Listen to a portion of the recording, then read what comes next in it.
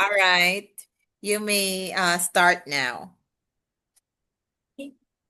Balita, alin ang totoo? Alam mo ba kung ano ang mas matalim sa espada? Mas mabilis pa sa kidlat ng chismis? Mas makapangyarihan kaysa isang sigaw? Balita! Oo, balita. Pero teka, lahat ba ng narinig mo totoo? Lahat ba ng nasa TV, social media, group chat, pawang katotohanan? O baka naman, mas marami pa ang gawa-gawa kaysa totoo. Kapatid, kaibigan, kabataan, gising! Ang maling balita ay hindi biro. Hindi yan simpleng post na pwedeng balewalain. Ito ay lason. Dumarating sa anyo ng forwarded message. Sumisira ng tiwala, tagahati ng pamilya, ginugulo ang bayan.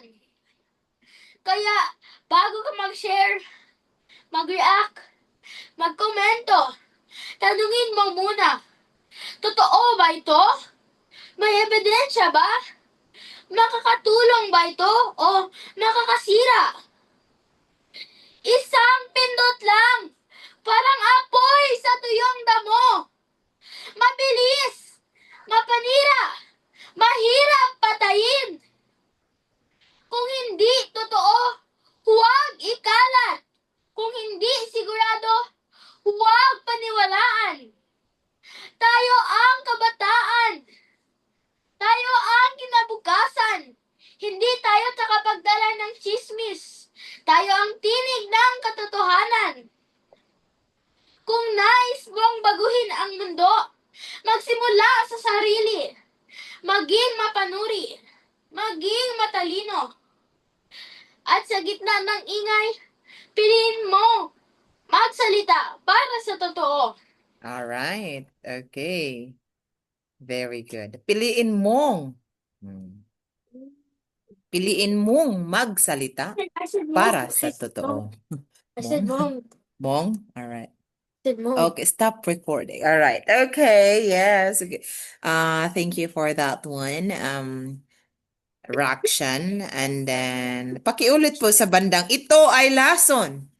Dumarating sa anyo ng forwarded message. Sumisira sa tiwala, ng tiwala. Alright, ng tiwala. Okay.